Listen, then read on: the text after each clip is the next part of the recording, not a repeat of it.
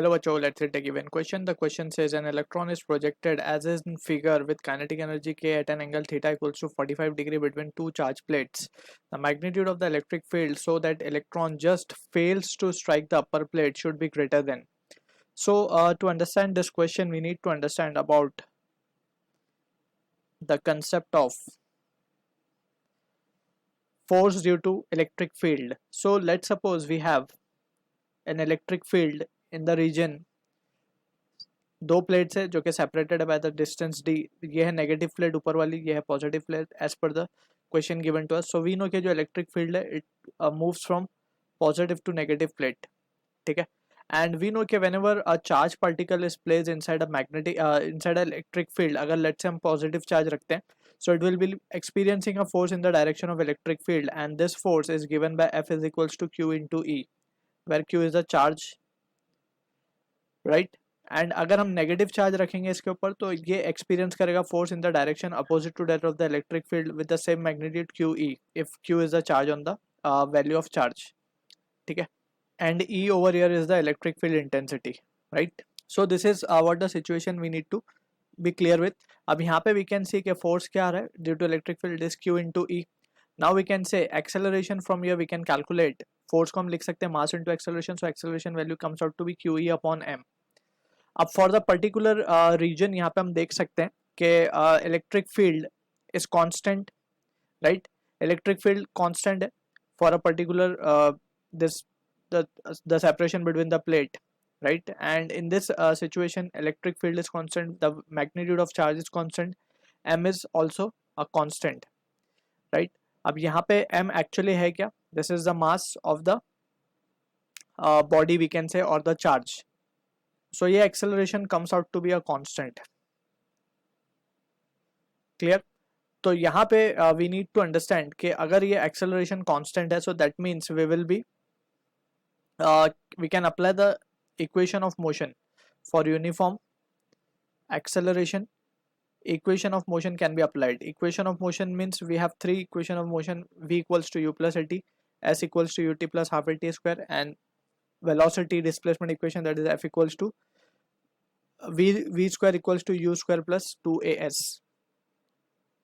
right? So the question जो हमें given है उसके अकॉर्डिंग वी कैन से हमें फाइंड करना the magnitude of electric field.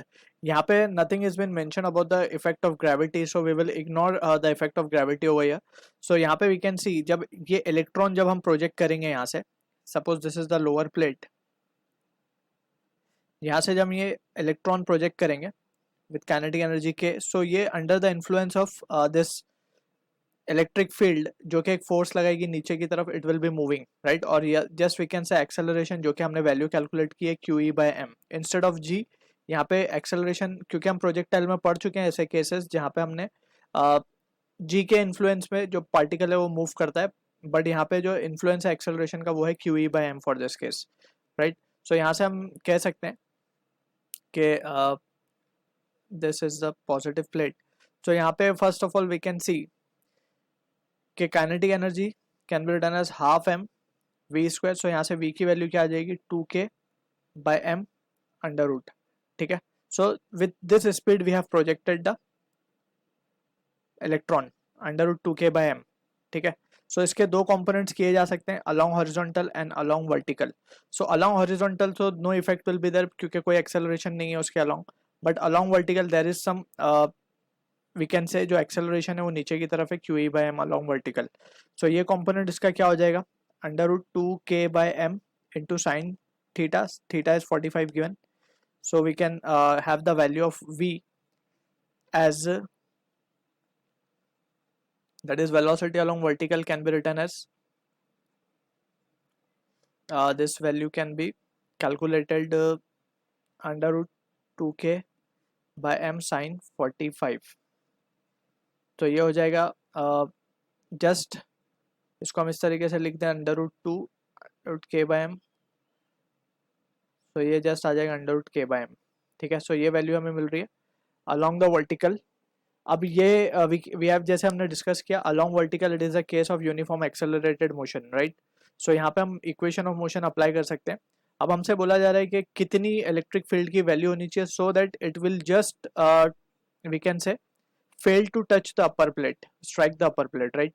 सो यहाँ पे हम लिख सकते हैं इसको कि फाइनली जो अपर कंपोनेंट है वेलोसिटी का, that is under 2k/m sin theta, यही रेस्पॉन्सिबल होगा इस बॉडी को, पार्टिकल को ऊपर ले जाने के लिए, राइट। सो फाइनली जब ये स्ट्राइक करने से पहले अगर इसकी velocity, we can say final velocity has to be 0, ठीक है। इनिशियल वेलोसिटी हमारे पास है U Y, that is under k/m, ठीक है। और acceleration is also with us, that is Q E upon M. So by third kinematical equation we can write v square along y, हमें लगाना है ये, we have to be careful, and it will be into d, right. सो जो value हमें मिलेगी उस value पे वो जाके इतना डिस्टेंस जो हमने डिस्प्लेसमेंट लिया है वो लिया है d along vertical, right. So actually में जो इलेक्ट्रिक फील्ड की वैल्यू होनी चाहिए, जो हमें मिलेगी अब वैल्यू, उससे ज़्यादा होनी चाहिए, राइट। सो यहाँ पे हम वो वैल्यू निकाल रहे हैं जहाँ पे जस्ट जाके स्ट्राइक करेगा, ठीक है। अगर इलेक्ट्रिक फील्ड उससे ज़्यादा वैल्यू की हुई तो we can say it will fail to strike. So that is what the condition they are asking, greater than, किससे ग्रेटर होना चाहिए, सो वो value we are calculating. So जो वैल्यू हम निकाल रहे हैं उस पर वो स्ट्राइक करेगा जाके, ठीक है ना, just it will strike, we can say. So यहाँ से वी वाई की जो वैल्यू है finally it will be at, जब जस्ट टच करेगा तो finally it will be at maximum height, maximum height पे वेलोसिटी क्या हो जाएगी 0, और यू वाई हम क्या लिख सकते हैं, U Y can be written as U Y का स्क्वायर बेसिकली, तो ये हो जाएगा k/m।